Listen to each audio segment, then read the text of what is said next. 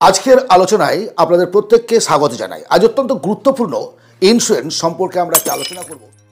আমরা এই শব্দটার সঙ্গে অনেকেই পরিচিত, ইন্স্যুরেন্স সম্পর্কে জানি। আমরা পাড়ায় পাড়ায় এজেন্ট দেখেছি, সরকারি বেসরকারি, কিন্তু ইন্স্যুরেন্সটা আসলে কি, এর প্রয়োজনীয়তা কি, এটা কি আমাদের উদ্বৃত্ত একটা খরচ নাকি জীবনের একটা সুরক্ষা কবচ? এই বিষয়টি আমরা অনেকেই কিন্তু ক্লিয়ার নয়। করতে হয় করি, কিন্তু কয় প্রকারের হয়, কিভাবে হয়, কেন ইন্স্যুরেন্স কোম্পানি আমাদের টাকা দেয়, এগ্রিমেন্টে সই করে, কেন তারা আমাদের প্রিমিয়াম নেয়, প্রত্যেকটা বিষয় আমাদের জানা জরুরি বলে আমি মনে করি। কীভাবে বিমা আমাদের কাজ করে এবং বিমা কী, ইন্স্যুরেন্স কী? ইন্স্যুরেন্স হলো একটা লিখিত চুক্তিপত্র।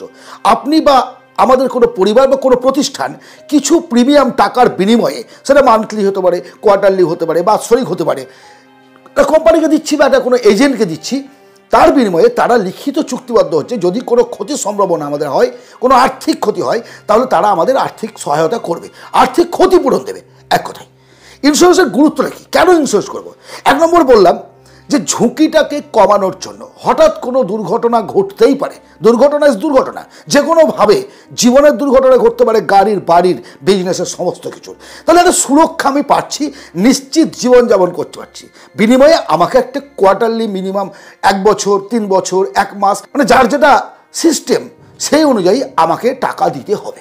তার বিনিময়ে আমি একটা সুরক্ষা পাচ্ছি, এটা নিশ্চিত জীবনযাপন করতে পারছি। বিমা বা ইন্স্যুরেন্স কত প্রকারের হতে পারে? বিভিন্ন ধরনের ইন্স্যুরেন্স আছে। প্রথমত আসি আমরা লাইফ ইন্স্যুরেন্সে, জীবন বিমা, যেটা আমরা অনেকে জানি, পরিবারের কারো না কারো, প্রত্যেকটা পরিবারের জীবন বিমা আছে। এটা কেন করি? অসুস্থ হলাম, বা আমার দুটো চোখ, দুটো হাত, দুটো পা ইত্যাদি কারণে চলে গেল, আমার কর্মক্ষমতা শেষ হয়ে গেল। বাড়ির একজন ইনকাম করার লোক যদি হঠাৎ করে মারা যায়, সেই পরিবারটাকে দেখবে কে? সেই পরিবারটা অতল তলে তলিয়ে যাবে। আর সেই কারণেই সেই দায়িত্বটা তখন বিমা কোম্পানি নেয় যে আর্থিক ক্ষতিপূরণ দিয়ে সেই পরিবারটাকে বাঁচানোর জন্য। আর আছে হেলথ ইন্স্যুরেন্স। অসুস্থতার কোনো গ্যারেন্টি নেই, আজকে আমি সুস্থ আছি, কালকে অসুস্থ হয়ে যেতে পারি। আজকের চিকিৎসা খরচ কত সেটা আপনি জানেন, আমরা প্রত্যেকে জানি। আর এই খরচের হাত থেকে নিজেকে বাঁচানোর জন্যই হেলথ ইন্স্যুরেন্সের একটা গুরুত্ব, আর দারুণ গুরুত্ব, আমাদের এই সমাজে গুরুত্বপূর্ণ একটা ভূমিকা পালন করে। হেলথ ইন্স্যুরেন্স প্রত্যেকটা মানুষের থাকা আছে উচিত বলে আমি মনে করি।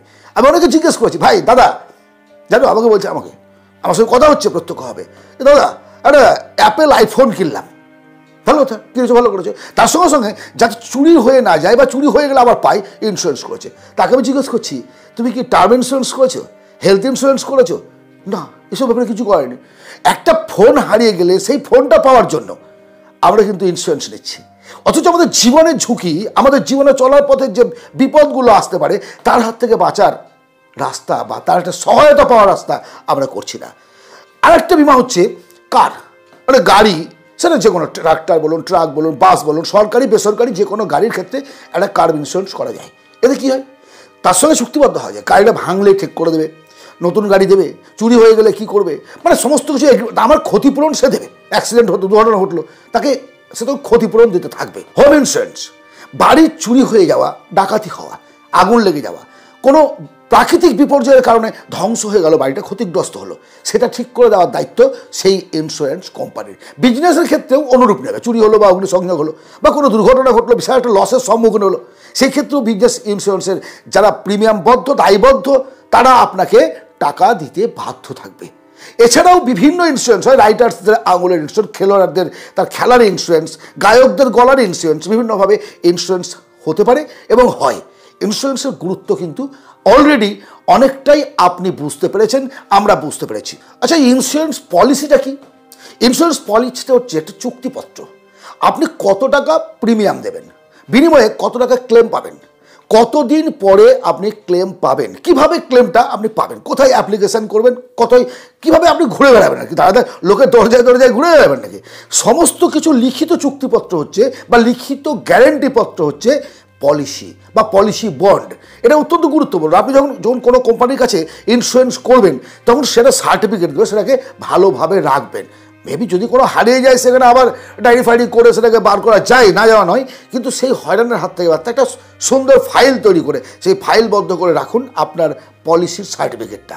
এ পর্যন্ত আপনি কি মনে করলেন, ইন্স্যুরেন্সের জন্য আমরা যে খরচটা করি সেটা ওয়েস্ট মানি বা মানি ওয়েস্ট? না, ইন্স্যুরেন্সের জন্য যে প্রিমিয়ামের টাকা আমরা দিচ্ছি বা যে আমরা খরচটা করছি, সেটা কিন্তু অ্যাকচুয়ালি খরচ নয়, এটা আমাদের জীবনের সুরক্ষা। কারণ হঠাৎ করে যখন আমার কোনো বিপদ হবে, আমি অসুস্থ হব বা আমি মারা যাব বা আমার গাড়িটা অ্যাক্সিডেন্ট করবে বা আমার বাড়িটার কোনো ক্ষয়ক্ষতি হবে, বিজনেসটা ডাউন হয়ে যাবে, তখন কিন্তু এই ইন্স্যুরেন্স কোম্পানি আর্থিক সহায়তা নিয়ে আপনার সামনে দাঁড়িয়ে থাকবে একেবারে একেবারে একেবারে সৃষ্টিকর্তার দূতের মতো। দুর্দান্ত একটা সিস্টেম। প্রত্যেকটা মানুষের উচিত ইন্স্যুরেন্সের সম্পর্কে ভালোভাবে জেনে সেই পথে এগিয়ে গিয়ে নিজেকে একটা সুরক্ষার বলয়ে আবদ্ধ করা। জীবনের কোনো নিশ্চয়তা নেই বন্ধু, জীবনের কোনো নিশ্চয়তা নেই। কখন কোন পথে কিভাবে যাব আমরা জানি না। আশা করি আজকের আলোচনার দ্বারা আপনাকে আমি বোঝাতে পেরেছি ইন্স্যুরেন্স আদৌ কি, ইন্স্যুরেন্স কি খরচ, ইন্স্যুরেন্স কি অপচয়, এটা নিশ্চয়ই বুঝতে পেরেছেন। এখন আপনাদের মধ্যে যদি কোনো কনফিউশন থাকে, প্রশ্ন থাকে, আমাকে কমেন্টে জানাতে পারেন। আর ইন্স্যুরেন্স কত প্রকারের হয়, কি কি হয়, যেমন টার্ম ইন্স্যুরেন্সের একটা কথা বললাম, এসব ব্যাপারে যদি জানতে চান তাহলে আমাকে জানাবেন। আমি সেপারেটলি একটা একটা করে ভিডিও আপনাদের দেবো, কারণ এটা জানা দরকার। বলেছি, প্রথমেই বলেছি, আমাদের প্রত্যেকটা মানুষের এইসব সংক্রান্ত ব্যাপারে, আর্থিক সংক্রান্ত ব্যাপারে জানা উচিত। ইনকাম তো করি কিন্তু কিছু করে উঠতে পারি না, তার অনেকগুলো কারণ। মানি ম্যানেজমেন্ট সম্পর্কে আমাদের অনেক ধারণা কম এবং মেনে চলি না বলে আমাদের পতনটা তাড়াতাড়ি হয়। ইনকাম করি ঠিকই, কিন্তু কিছু দেখতে পাই না চোখে। আজকের আলোচনা কেমন লাগলো জানাবেন। আপনাদের কার কার ইন্স্যুরেন্স আছে এবং কোন পলিসি আপনারা নিয়ে রেখেছেন কমেন্ট করবেন, ভালো লাগবে। একে অপরের কমেন্ট দেখে তো অনুপ্রাণিত হয় একে অপরের দ্বারা। এগিয়ে চলুন একসঙ্গে সবাই মিলে, ভালো থাকি সকলে আমরা। ভালো থাকবেন, কথা হবে আবার অন্য ভিডিওতে। ধন্যবাদ।